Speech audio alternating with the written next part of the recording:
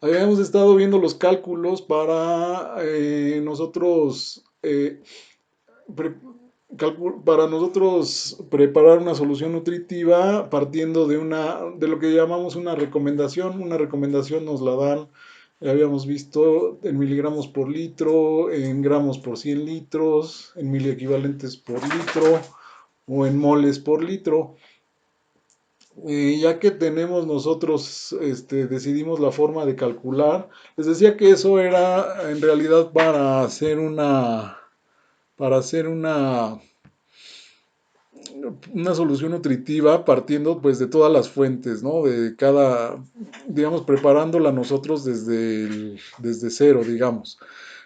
Y la otra forma de preparar soluciones más amigable, que ya tenemos algunas ayudas, es con utilizando fertilizantes foliares que vengan completos con micronutrientes o también pues ya las soluciones hidropónicas generales para hortalizas o si no incluso soluciones nutritivas pues ya específicas para jitomate, para fresa, para lechugas, ¿no? Entonces aquí les pongo algunas recomendaciones generales para preparar una solución nutritiva ya final, ¿sí? Ya digamos, pues en la práctica, físicamente. El primer paso sería poner agua hasta la mitad del tanque o del depósito que vamos nosotros a utilizar para preparar nuestra solución nutritiva. Después en un litro de agua aparte, predisolver la solución concentrada de micronutrientes. Puede ser nuestra solución hidropónica que nos den en polvo o en líquido o nuestro fertilizante foliar.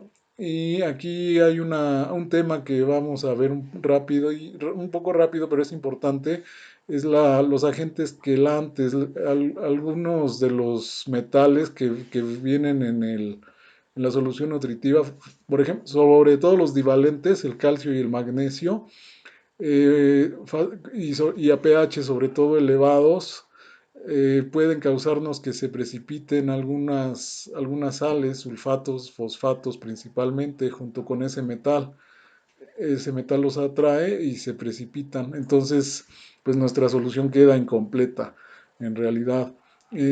Los agentes quelantes lo que hacen es como aislar estos metales, estos cationes divalentes, los encapsulan, los atrapan y no los hacen disponibles para reaccionar con los fosfatos o los sulfatos, evitan la precipitación. Entonces lo que se recomienda primero, por eso, es estas soluciones que ya vienen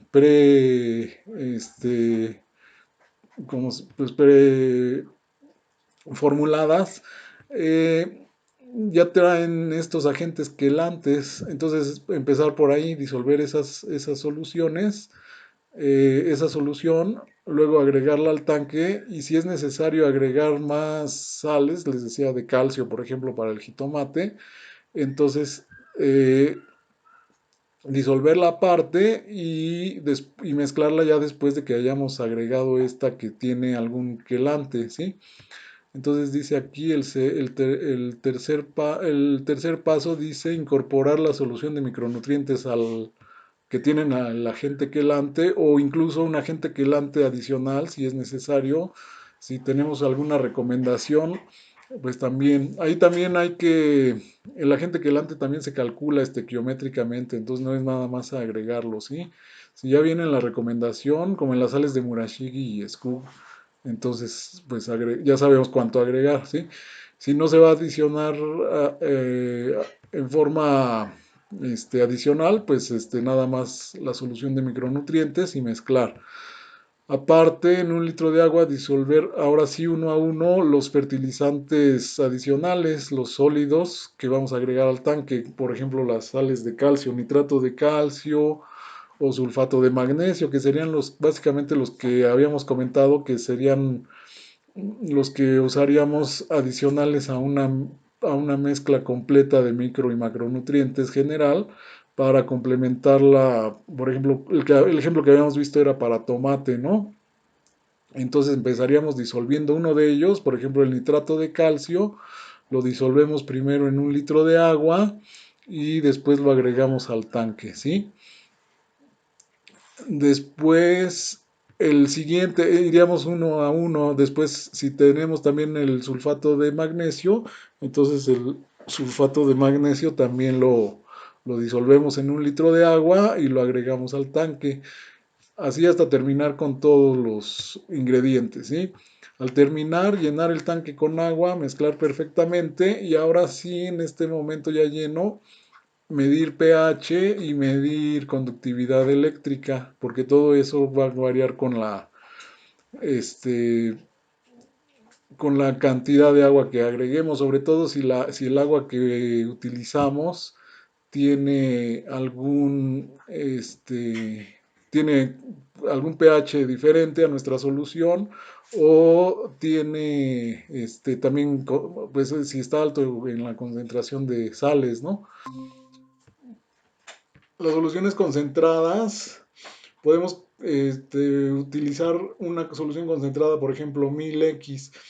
De hecho, estas soluciones que vienen ya preformuladas, pues son soluciones concentradas en realidad, cuando vienen en líquido, o si no, pues las estamos disolviendo primero, antes de mezclarlas adicionarlas al tanque, ¿sí? La ventaja de hacer una solución concentrada 1000X, en el caso de que pues quisiéramos facilitarnos un poco esta parte, es de que en la solución final vamos a agregar 1 mililitro por cada litro de solución final y pues evitamos errores comparado con una solución 100X o 500X que pudiéramos también utilizar, pues tendríamos que hacer ahí algún cálculo y pues ya cuando lo hacemos cotidianamente es más, nos volvemos más propensos a cometer algún error, ¿no? Entonces por eso las 1000X son las que se utilizan pues en la práctica, ¿no? Son las que más fácil podemos hacer el cálculo, es casi directo, ¿no? 1 mililitro para 1 litro, 10 mililitros para 10 litros, etcétera, ¿no? Concentradas 1000 veces respecto a la concentración final. De este modo, medimos 1 mililitro de la solución concentrada por cada litro que deseamos preparar, ¿sí? Yo tengo pues dos dudas. Sí, Bueno, sí las puedo hacer ahorita. adelante, David, sí. Bueno, ¿cómo, si yo preparé ya mi solución, cómo subo, por ejemplo, la conductividad eléctrica del agua? Si, por ejemplo, me requiere, no sé, bueno, la fresa había visto que era de 1 a 1.3 milisiemens. Este, y había veces en las que preparaban la solución y les faltaba, les sobraba. Entonces, bueno, ¿cómo puedo subir y bajar la conductividad eléctrica de mi agua? Y en este caso, pues para algún cultivo de hoja, de lechuga, no sé. Sí. Y otra, cómo subir y bajar el pH de manera, si se puede, casera, si no es que se necesitaran soluciones. Bueno, sí, por ejemplo, la conductividad eléctrica. Hemos visto por ahí algunas recomendaciones, de hecho en la tablita que nos da el INIFAP para cultivo de tomate o de jitomate, ahí nos da al final la conductividad eléctrica que debe tener la solución, pero hay que recordar que también va a depender del agua con la que preparamos la solución, ese es otro temita que vamos a ver rápido adelante. El agua potable pues siempre tiene una cantidad de sales disueltas y tiene una conductividad eléctrica que no es cero. El agua destilada tiene conductividad eléctrica cero, pero el agua potable no. El agua potable tiene ya una conductividad eléctrica y esa conductividad eléctrica, al irle nosotros agregando sales a la solución, pues la vamos aumentando porque aumenta en proporción directa a la concentración de sales, ¿sí? Entonces, al final, pues tú vas a tener una concentración, una conductividad eléctrica ya conocida de tu solución, pero tú la vas a tener, no, no es la que te recomendaron porque ellos no saben qué conductividad eléctrica tiene tu agua con la que partiste, ¿sí? Lo que es importante es checar que esa conductividad eléctrica no sobrepase la resistencia pues de la planta, ¿sí? Debe ser una conductividad eléctrica que sea pues no demasiado alta para que no nos vaya a causar un problema de concentración de sales, que es lo que nos puede causar problemas. En realidad, una baja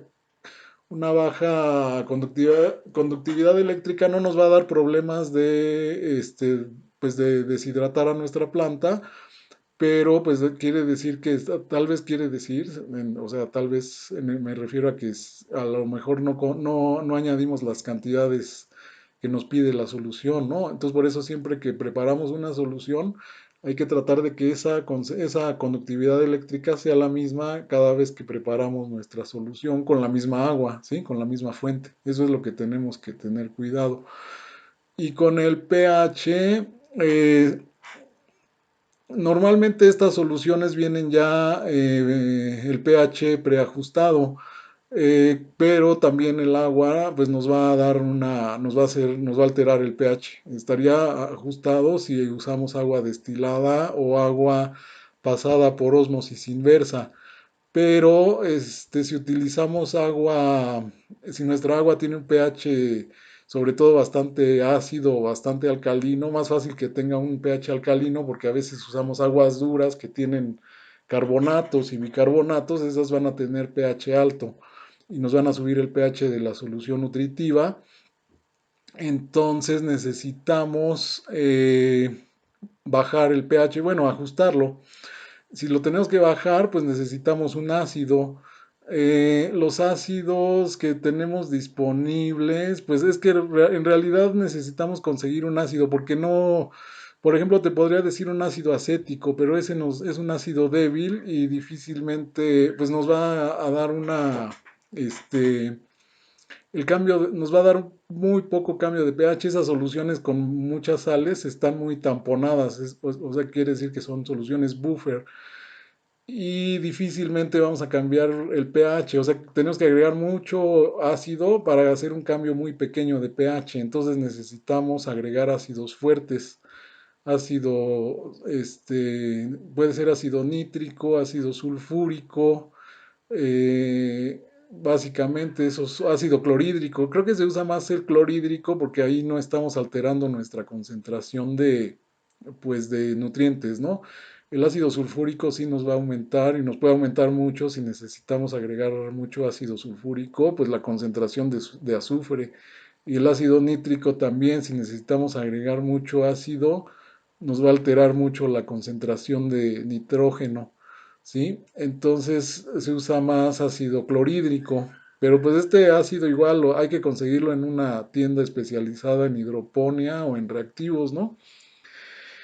Y si queremos subir el pH, pues creo que ahí no hay mucho problema, se usaría hidróxido de sodio, que es la sosa cáustica, eh, y pues nos agregaría sodio, pero el sodio en la solución nutritiva pues no nos va a dar problemas. El sodio no se debe agregar a suelos, ahí tendríamos que tener cuidado de que nuestra solución nutritiva al final de usarla, pues la echemos al drenaje y no a un suelo o a las macetas, ¿no? Y básicamente esa sería la forma de manejar, pues de lidiar, digamos, con estas dos propiedades de nuestra solución, la conductividad eléctrica y el pH, ¿no?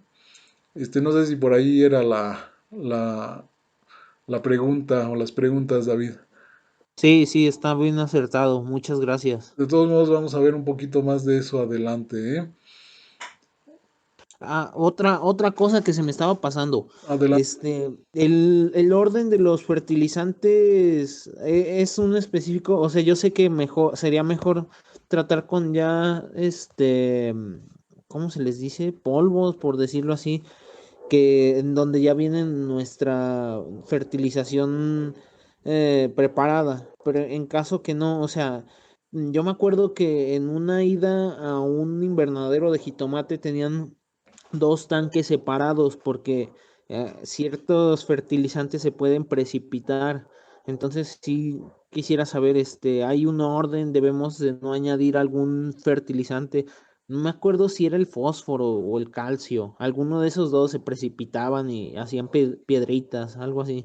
Sí, es lo que te comentaba en la diapositiva anterior, lo que les comenté antes, de este orden, poner primero la solución concentrada de micronutrientes, que ya tiene, que puede, seguramente ya trae agentes quelantes, ¿sí? Sobre todo, por ejemplo, el foliamín, que por ahí les puse en la hoja de cálculo, ese ya, los aminoácidos tienen ya, son agentes quelantes, entonces es conveniente aplicarlos antes al tanque para que al agregar sobre todo las sales de calcio, son las que nos van a dar más problemas, el calcio se reaccione con el agente quelante que tiene en exceso la solución o que pueda tener, sobre todo en el caso de que tenga aminoácidos, pues va a reaccionar con los aminoácidos formando quelantes, quelatos, y no va a precipitarnos otras sales. Es más, no va a precipitar nunca, ¿no? Habiendo quelantes. Aquí en este nada más se los pongo como ejemplo. En el caso de las sales de Murashigi y Skook, que habíamos visto también en la tabla en la hoja de cálculo, en realidad se preparan en la práctica cinco soluciones, una con estas dos sustancias, los dos nitratos, y se le llaman, bueno, los nombres están medio arbitrarios en algunos casos. En este caso, bueno, los dos son nitratos, otra solución concentrada a 1000X, de hecho se preparan todas estas soluciones. La segunda son los sulfatos de magnesio, manganeso, zinc y cobre. Eh, Otra solución de halógenos, cloruros, yoduros, cloruro de cobalto. Otra solución más de molibdatos, que son, bueno, más bien micronutrientes que no tienen, estos ya no tienen, ya no son grupos químicos muy relacionados, pero son, bueno, se agrupan en otra solución. Y digamos que la más delicada de todas es esta, el hierro. El hierro se precipita muy fácilmente, entonces esta solución se prepara, de hecho, así primero se disuelve el EDTA en la mitad del volumen total, por ejemplo, de la solución concentrada, y después del sulfato ferroso se va agregando muy despacito a la solución de EDTA en constante mezcla, ¿no? En una parrilla de agitación. Entonces estas soluciones se guardan en el refrigerador, son soluciones 1000X y ya ahí vamos, si vamos a preparar 8 litros de medio de cultivo, pues agregamos 8 o de solución nutritiva en este caso, agregamos 8 mililitros de nitratos, 8 de sulfatos, 8 de halógenos, 8 de molibdatos y 8 de solución de hierro y ya tenemos nuestra solución completa y de manera muy rápida porque ya todo el peso, el pesaje de todos estos fuentes de nutrientes, pues lo hicimos cuando preparamos las soluciones nutritivas y es una forma de ahorrar tiempo. Nosotros vamos a hacer básicamente lo mismo con nuestra solución de Fertiplus o con nuestra solución de Foliamin, por ejemplo, ¿sí? Esas son las soluciones concentradas. En ese caso, en el de Foliamin nada más son dos, una de macronutrientes y una de micronutrientes, ¿no? Sí, entonces esas son, algunas otras soluciones vienen completas. El Fertiplus viene completo, en una sola solución vienen tanto macro como micronutrientes. Y quelatos, traen sus quelatos ya, porque ese es un fertilizante foliar y los quelatos son muy importantes en las formulaciones de fertilizantes foliares, ¿sí? De hecho, por aquí viene algo, adelantito les pongo algo sobre agentes quelantes. También hablábamos de la calidad del agua para preparar nuestra solución nutritiva. Puede ser un agua dura, es decir, que tenga iones de calcio y magnesio. Eso nos va a alterar pues necesitaríamos aquí agregar quelantes para que este calcio y magnesio no nos vayan a precipitar sulfatos y fosfatos, que es lo que vamos a ver también más adelante, algunas incompatibilidades. La salinidad de nuestra agua, pues la medimos con la conductividad eléctrica. O sea, nuestra agua ya puede traer, o de hecho trae, aunque si es de pozo o de presa o de cualquier fuente, pues va a traer una salinidad previa a que nosotros agreguemos nuestros nutrientes. Entonces hay que conocer esa salinidad y luego medirla también ya después de que agregamos nuestros nutrientes en la solución final, ¿sí? Ir conociendo pues todos nuestros ingredientes, vamos, ¿no?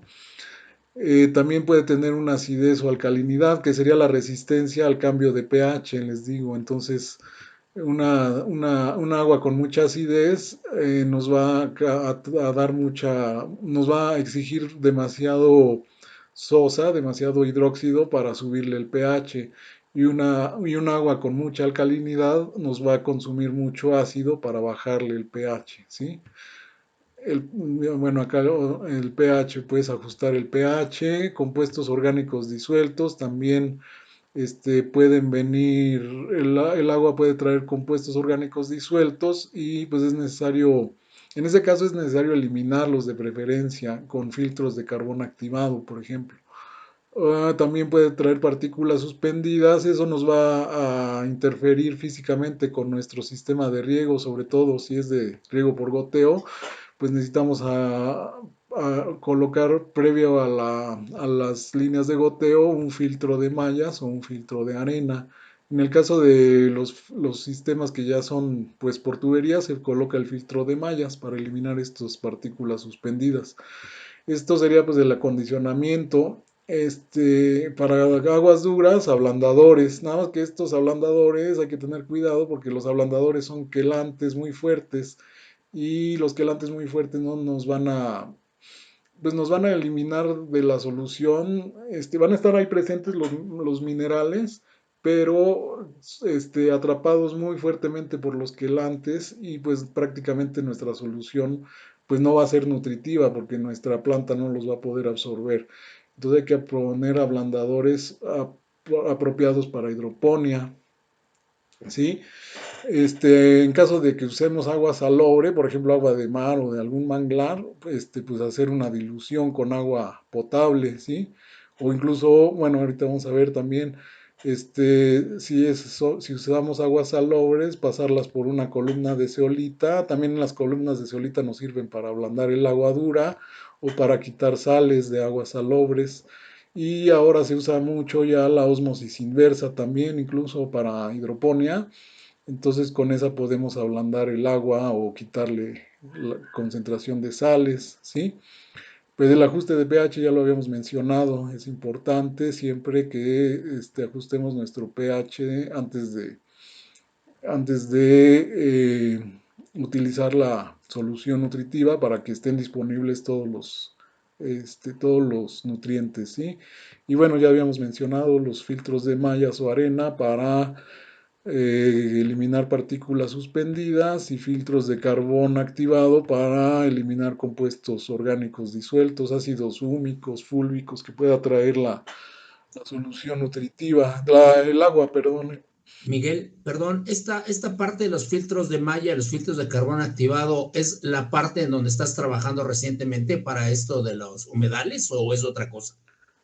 Estos, no, pues de hecho estos filtros, en las tiendas de hidroponía te los venden, ¿eh? Ah, ok, ok, ok. De trabajo, sí, Ok. no es experimental ni nada, sino todos estos equipos, Equipos, ok, ya están probados y se adaptan para esto. sí, Mm, todo esto de ósmosis inversa, filtros de mallas, filtros de carbón activado, incluso son partes ya estándar, ¿eh? De los sistemas de hecho, cuando te venden un sistema de riego, pues viene todo esto, porque los sistemas de riego hay que cuidar tanto las claro, bombas como los goteros. claro. Entonces pues de que no haya demasiadas sales, porque las sales se concentran, por ejemplo, a la salida de los goteros. Entonces, Ok. lo ideal es que el agua solo contenga los nutrientes que nosotros le agregamos, ¿sí? Perfecto, gracias. Pero sí, todos estos son equipos ya estándar, ¿eh? Sí. Bueno, luego acá agentes quelantes o ablandadores de agua, por ejemplo, EDTA tetrazódico, ese es un secuestrante bastante fuerte, ¿no? Que se usa más bien en cosméticos, en jabones o este, detergentes y, bueno, más bien en jabones y shampoos, ¿no? Secuestran metales que causan la dureza del agua y metales pesados del agua y suelo contaminado, no son biodegradables, algunos no están autorizados en productos orgánicos por su fuerte secuestro de metales y que al final de cuentas van a ir a dar a digamos que ya pasan, ya cuando pasan por el sistema de drenaje de una ciudad y llegan a un río, esos quelantes muy fuertes atrapan metales pues ya en los ríos y los solubilizan y pues llegan al mar y bueno, ya quedan pues descontrolados, digamos. No autorizados en productos orgánicos, alimentos, detergentes, limpiadores, etcétera. Entonces debemos aplicar quelantes que sean de uso en agricultura, para aplicaciones foliares, para soluciones nutritivas, para formulación de fertilizantes, sobre todo para condiciones de clorosis férrica, que son pHs elevados y presencia de bicarbonatos que impiden la disponibilidad de hierro, sobre todo en las plantas, ¿sí? Entonces, los quelatos nos ayudan a lidiar con suelos difíciles por esta condición, por ejemplo, de clorosis férrica, ¿sí? Y en la agricultura se utilizan, estas son quelantes que se usan en la agricultura, se usa mucho, EDTA disódico, EDTA hidrógeno, estos otros EDDA, EDDMA, son diferentes moléculas orgánicas, todas ellas, de hecho todos estos son orgánicos. Aminoácidos también tienen efecto quelante, ácidos fenólicos y ácidos polihidroxicarboxílicos. Todos estos son compuestos que las mismas plantas sintetizan y de hecho las liberan a través de sus raíces precisamente para hacer disponibles muchos minerales del suelo. El mismo amonio es un agente quelante, muchos de nuestros fertilizantes, nitrato de amonio, sulfato de amonio, lo contienen, ¿sí? Ácido tartárico también lo sintetizan las plantas y forma quelatos sobre todo con el cobre, por ejemplo. Los ácidos húmicos y fúlvicos también se utilizan como quelantes. No sé si tú me habías preguntado, David, sobre estos. Creo que si se usan si se utilizan en la hidroponía y sería una forma interesante de uso de estos ácidos húmicos y fúlvicos como agentes quelantes, ¿no? Adicionarlos a la solución nutritiva. Y también los aminoácidos que les decía, por ejemplo, el foliamino, que les recomiendo ahí en la hoja de cálculo, pues contiene aminoácidos que son sustancias quelantes de todos estos metales, ¿no? Hierro, zinc, manganeso, cobre. El mismo ácido cítrico es un agente quelante, ácido málico que también lo producen las plantas, ácido láctico y ácido acético. Son agentes quelantes que se utilizan por vía foliar y que se encargan pues se llama secuestran metales, en este caso calcio, ¿no? Ese sería el uso de agentes quelantes para mejorar evitar precipitaciones en nuestras soluciones nutritivas y también para mejorar su disponibilidad para las raíces, ¿no? En este caso. El ajuste del pH, bueno, pues ya lo casi lo mencionamos. Cuando estamos en, en esta área de los pHs ácidos, entonces necesitamos subir el pH para llegar al ideal que sería en hidroponía 5,8 a 6,2. Entonces, cuando queremos subir el pH, necesitamos una sustancia, un hidróxido de sodio sobre todo, ¿no? Para... No, quería interrumpir. Adelante. Este, Bueno, sí había oído que el jugo de limón podía bajar el pH. Eso es cierto. O sea, yo puedo, digamos, para una planta ahí del jardín, no para hidroponía. Yo creo que para hidroponía es algo más específico. Pero para una planta que necesita que su agua tenga menor pH, yo puedo utilizar jugo de limón. Mira, aquí también hay un asunto un poquito. Los ácidos de limón es ácido cítrico y ascórbico básicamente y son ácidos débiles. Y por otro lado son ácidos orgánicos. Entonces en el suelo te va a descomponer la molécula rápidamente. O sea, sí vas a bajar el pH de tu solución, pero digamos por un tiempo bastante limitado, ¿ves? Por ser ácidos orgánicos. O sea, sí vas a estar agregando el ion hidrógeno, pero rápidamente la otra parte de la molécula se va pues la van a atacar las bacterias, ¿no? Y además tendrías que agregar pues cantidades un poquito elevadas de esto. Por eso la mayoría en soluciones nutritivas pues utilizan ácidos minerales, ácido fosfórico, ácido clorhídrico más ácido sulfúrico, ¿no?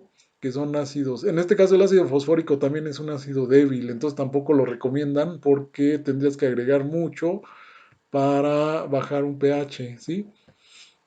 En general por eso no se recomiendan los ácidos débiles. Creo que adelante tengo una tablita sobre eso. Por eso les digo, se usa más para bajar pH, si estamos en esta zona, bajar el pH y ajustarlo a 5,8, a este rango de 5,8 a 6,2, pues un ácido clorhídrico sería el ideal, digamos el número, la opción uno, ya opciones 2 o 3 pues sería ácido sulfúrico o ácido nítrico, pero ahí estamos alterando ya las concentraciones de nutrientes. Y hacia Ok. arriba, pues el hidróxido de sodio, porque también podríamos uno usar hidróxido de potasio o hidróxido de amonio para aumentar estos pHs bajos, pero también estamos agregando. Otros nutrientes que nos alteran concentraciones, sí. Sí, y si esta solución está el pH muy tamponado, podemos tener un pH 4 y decir, bueno, pues con poquito ácido lo subo, pero si está muy tamponada, necesito mucho ácido, ¿ves? Para llegar aquí.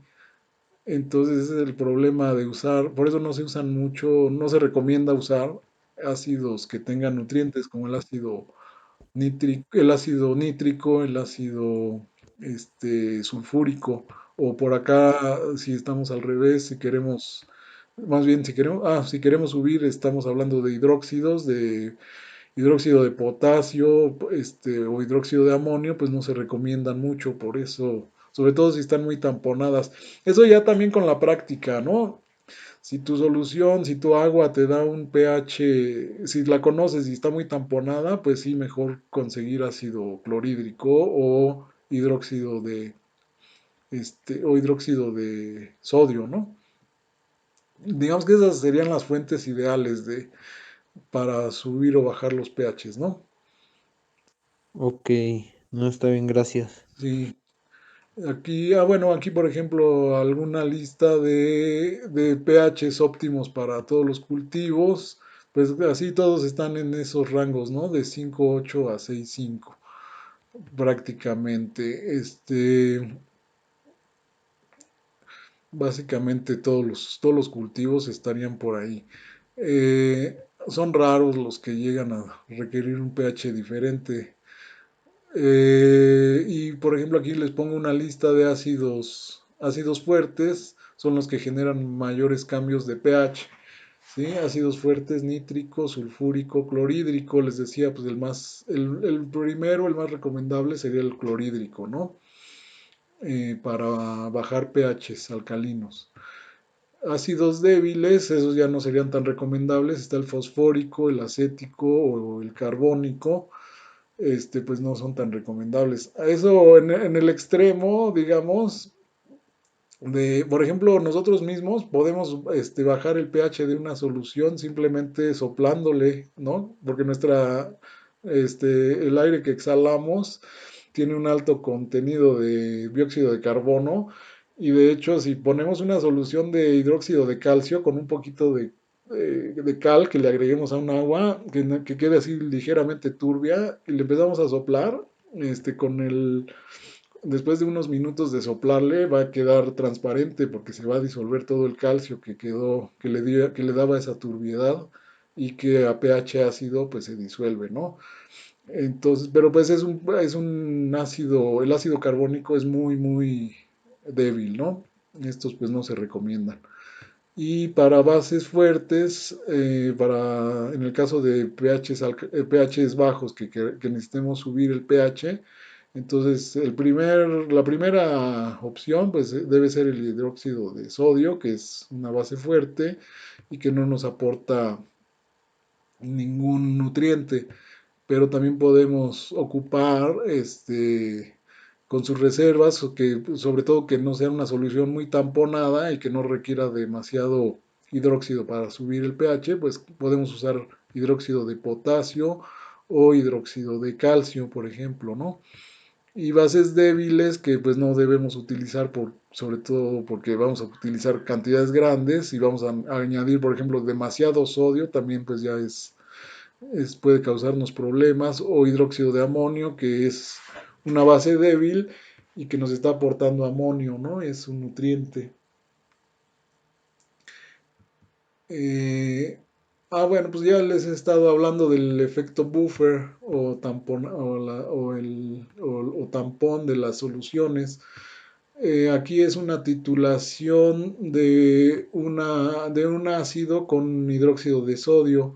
A medida que este ácido, aquí habla de ácido clorhídrico 0.5 molar, se titula con hidróxido de sodio 0.5 molar también, y vamos midiendo el pH conforme vamos añadiendo mililitros de hidróxido de sodio. En esta parte, digamos, la pendiente es baja, es donde tenemos una solución tamponada.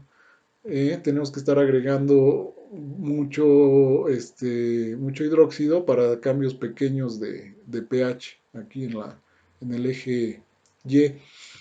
Pero todos los ácidos tienen estos puntos de estos altos donde cuando estamos aquí en el 19.9 mililitros agregados de hidróxido de sodio, estamos con un pH todavía bajo, a lo mejor menor de 2, y prácticamente en la siguiente gotita que agregamos, salta el pH hasta arriba de 10, ¿no? Este sería el punto de equilibrio, se le llama, ¿sí? Y después del punto de equilibrio, otra vez la solución vuelve a estar tamponada. Seguimos agregando hidróxido ya otra vez en mililitros en volumen grande y el cambio que volvemos a tener es muy pequeño.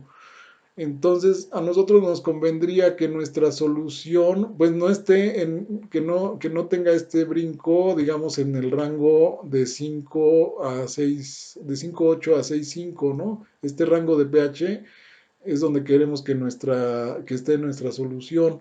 Curiosamente les he hablado de que no, de que si nuestra solución está tamponada, pues vamos a tener que agregar mucho hidróxido para subirlo o mucho ácido para bajarlo.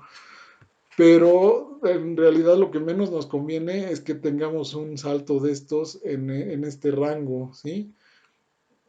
¿Por qué? Porque va a ser dificilísimo ajustar el pH, ¿sí? Va a ser muy difícil que podamos ajustar un pH de 6.5 en una solución como estas, ¿no? Porque pues con poquito ácido, con poquita base que agreguemos, el cambio de pH va a ser enorme, ¿no? Y la vamos a dejar fuera. Lo más seguro es que al final de cuentas nos quede fuera del rango de que necesita nuestra planta. Entonces, por ejemplo, acá tengo una curva de valoración, así se llaman estas curvas, de un ácido débil. Este, no, de un ácido diprótico, perdón. Es un ácido diprótico, me parece que es el ácido fosfórico. Aquí dice hidróxido de sodio, no dice cuál. Supongo que sea el ácido fosfórico.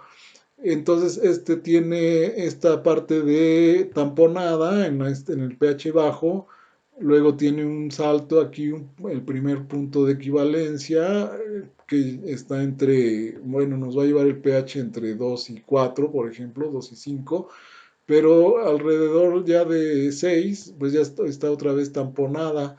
Necesitaríamos que esta parte tamponada o buffer estuviera pues un poquito más abajo de preferencia, ¿no? En los 6 en el 5 sí, bueno, 5 8 y 6 pues sí está tamponada más o menos en el área que nos marca en hidroponía el pH ideal, ¿no? Está tamponada, entonces esto es lo que desearíamos en una solución hidropónica, ¿no? Entonces en este caso un ácido diprótico está tamponado en tres puntos, en tres áreas de la curva, en los pHs alcalinos, en los pHs intermedios y en los pHs bajos, ¿no? Esta gráfica pues es más o menos más para ilustrar eh, qué es lo que nos conviene, ¿no? Una solución tamponada en el rango de pH que necesitan las plantas es lo ideal. Porque un punto de equilibrio nos va a dificultar mucho o a hacer casi imposible ajustar el pH con precisión, ¿sí? Y la desventaja de esto, que esté tamponada, pues es que vamos a gastar más ácido o más hidróxido en ajustar el pH, pero este, bueno, pues ahí sí no nos vamos a escapar, ¿no? Una ventaja por una desventaja, pero es mayor la ventaja de que esté tamponada porque la solución la vamos a poder ajustar con mayor precisión, ¿sí? Sin mayores cambios posteriormente. Y luego viene la conductividad eléctrica, ¿sí? Aquí, bueno, pues les había comentado, o no sé si les había comentado, por ejemplo, cuando nosotros aplicamos solución nutritiva a plántulas o a esquejes recién enraizados, debemos diluir nuestra solución nutritiva, no aplicarla al 100%, diluirla al 50 o incluso al 25% y que tenga una conductividad eléctrica baja para evitar ahí problemas de que, como las plántulas o las semillas las germinamos en un volumen muy, muy pequeño de suelo, pues a la hora que la planta extrae el agua, se concentran rápidamente las sales, ¿sí? Entonces no deberíamos aplicar en ese caso concentraciones altas de nutrientes, mejor soluciones diluidas, ¿sí? Para evitar cualquier digamos, pérdida ahí de plantas debido a que lo que comúnmente llamamos quemar las plantas, ¿no? Que se deshidratan y ya no se nos recuperan. En crecimiento vegetativo aumentamos la conductividad eléctrica de la solución, en este caso a 1.2 a 1.6. Como recomendación les digo que esto va a depender también de nuestra agua con la que preparamos la solución nutritiva. Seguramente vamos a estar arriba de estos niveles, ¿sí? Y en floración fructificación 1.6 a 2.4. Y aquí algunas conductividades eléctricas recomendadas para diferentes cultivos. Lechuga 1.3 de Siemens por metro, espinaca 2, tomate 2.5, frutillas 1, apio 1.8. Eso lo habríamos de conseguir o lo habremos de conseguir para cada una de nuestras especies que estamos cultivando en hidroponía, ¿no?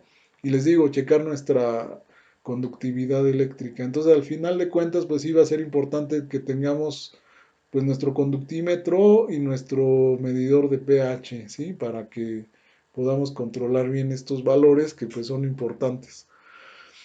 Aquí, bueno, otra lista de valores óptimos de conductividad eléctrica de rabanito en ciclo de cultivo de primavera-verano, en ciclo de cultivo de otoño-invierno, ahí más alta la conductividad eléctrica. Supongo que necesita ahí mayor concentración de nutrientes, ¿no? Por ser la etapa de frío, ¿sí? En crisantemo 2.2, colirrábano 2.2, frisias, estas son algunas ornamentales 2.4, La lechuga 2.6 a 2.8, Aster también es ornamental, 0.6 a 1.6, Ipeastrum también ornamental, 0.5, Lirio también ornamental, 0.5 a 1.1. Perdón, Miguel, esta nota que dice, ¿qué significa Montecassino? ¿Por qué la acotación de Montecassino? Para producción de flores, 2 Montecassino, disculpa la pregunta. Sí, el Aster es una planta de asteráceas, de las que antes se llamaban compuestas, una Ok, familia de plantas, y como su nombre, digamos, pues, más, coloquial. más coloquial le conocen como Monte Cassino. Ok, gracias. ¿Sí? Sí. Luego, por ejemplo, aquí todavía estos temas pues son química y pues tienen sus complicaciones. Digamos, para hacerlo tantito más complicado, ¿no? Cuando nosotros preparamos una solución nutritiva, pues ya les he comentado que es importante ajustar la conductividad eléctrica y el pH. Bueno, pues resulta que ya nosotros preparamos nuestra solución nutritiva, ya le medimos conductividad eléctrica, pero nos falta ajustarle el pH. Entonces resulta que cuando nosotros ajustemos el pH, si aquí por ejemplo si estamos bajando el pH de nuestra solución, pues lo estamos haciendo con algún ácido. Aquí lo están haciendo con ácido sulfúrico. Pues resulta que estamos aumentando la conductividad eléctrica, ¿sí? Entonces las dos están relacionadas. Estamos cambiando el pH de la solución, estamos agregando sales a nuestra solución y vamos a volver a cambiar nuestra conductividad eléctrica, ¿no? Entonces también deberíamos conocer nuestro pH, nuestra conductividad eléctrica, empezando por la del agua con la que preparamos la solución. Luego deberíamos conocer la conductividad eléctrica de nuestra solución previo al ajuste del pH, ¿sí? Y, y conocer nuestra conductividad eléctrica o volverla a medir ya después de que ajustamos el pH. Eso lo debemos anotar para que en cada lote que nosotros preparemos de solución nutritiva, pues notemos cualquier cambio en la conductividad, y ver a qué se debió, si a nuestra agua, si hicimos un cambio en la formulación de nuestra solución nutritiva, ¿sí? O si cambiamos el ácido o la base con la que estamos ajustando el pH, ¿sí? Entonces, debemos conocer ya digamos, empíricamente estos valores, irlos midiendo para que, pues para ir conociendo y detectar cuál fue el cambio que hicimos y no llegar a conductividades eléctricas, por ejemplo, demasiado altas que pues nos puedan dañar el cultivo, ¿no? Entonces sí, es importante hacer estas mediciones siempre. También el pH, pues medir el pH de nuestra agua con la que partimos, medir el pH de nuestra solución una vez que ajustamos el volumen de agua y agregamos ya todas las sales, y pues el pH final que a fuerzas pues lo vamos a medir, ¿verdad? Aquí el comentario, la nota es que el ácido sulfúrico es altamente efectivo para bajar el pH y otras soluciones nutritivas, pero no obstante la conductividad eléctrica se incrementa drásticamente. Entonces la recomendación es usar con cautela, cuidando el balance iónico y evitar excesos, ¿sí? Les decía, pues ahí para evitar a lo mejor sorpresas de intoxicar a la planta con azufre, pues utilizar el ácido clorhídrico, que es un poquito, que es fuerte, es ácido fuerte y pues no nos va a aumentar ahí concentraciones de nutrientes. Aquí, bueno, la última recomendación y que también es importante es que estamos usando materiales peligrosos, ¿no? Los ácidos y las bases hay que saberlas utilizar, hay que utilizar siempre lentes de protección, nunca hay que pipetearlos, hay que manejarlos con propipeta, este equipo para extraer ácidos o sustancias peligrosas de envases. Hay que conocer, pues, dicen que no agregar agua al ácido, es mejor agregar el ácido al agua porque si no se producen ahí cambios de temperatura muy bruscos con el ácido sulfúrico, luego brincan, cuando le agregamos tantita agua al ácido sulfúrico y es muy, muy peligroso, nos puede brincar a los ojos, nos puede quemar las manos, usar guantes que a prueba de ácidos y de bases, ¿sí? Esa parte de la seguridad pues también es importante.